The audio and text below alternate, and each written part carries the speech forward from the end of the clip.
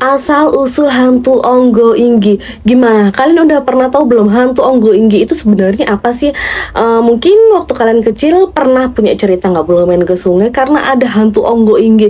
Nah, kalian udah tahu belum asal-usul dari hantu Onggo Inggi ini sendiri? Salah satu sosok menyeramkan yang digadang-gadang sering muncul di sungai-sungai adalah hantu Onggo Inggi. Hantu Onggo Inggi banyak dipercaya masyarakat, terutama di bantaran sungai, karena hantu Onggo Inggi ini sering muncul dan mencari anak-anak untuk dijadikan tumbal. Hantu Onggo Inggi ini sangat dikenal di daerah pinggiran Sungai Bengawan Solo, dan konon katanya hantu Onggo Inggi ini sudah beranak pinak di sepanjang sungai terpanjang di Jawa itu. Namun ada pula cerita hantu Onggo Inggi ini yang awalnya berasal dari Sungai Musi, Sumatera Selatan. Hantu Onggo Inggi ini berawal dari perempuan yang bunuh diri karena dipaksa nikah dengan seorang anak putra raja yang memiliki penyakit kulit. Menurut legenda, Alkisah di sebuah kerajaan yang tidak disebutkan namanya sedang dilanda penyakit kulit. Hal itu tak luput mengenai seorang putra raja yang juga menderita penyakit kulit. Penyakit kulit itu pun diceritakan sangat mengganggu penderita karena mengeluarkan bau anyir dan amis. Sang raja yang melihat anaknya kesakitan pun menempuh berbagai cara untuk mengobati anaknya, namun hasilnya nihil. Tidak ada yang bisa menyembuhkan penyakit kulit anak si raja tersebut. Hingga pada akhirnya datanglah seorang penasehat yang konon katanya mendapatkan bisikan gaib bahwa anak si raja itu harus dinikahkan dengan seorang perempuan yang dulu lahirnya terbungkus oleh ari-ari.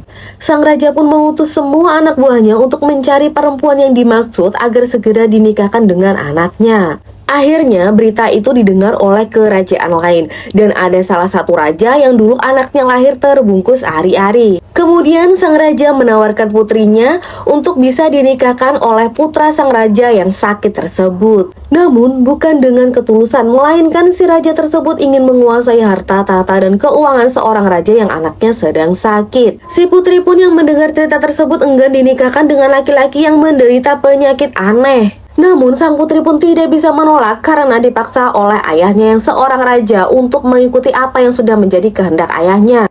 Pernikahan pun berlangsung. Putri dan putra raja yang memiliki penyakit aneh itu pun diarak keliling kerajaan menggunakan tandu.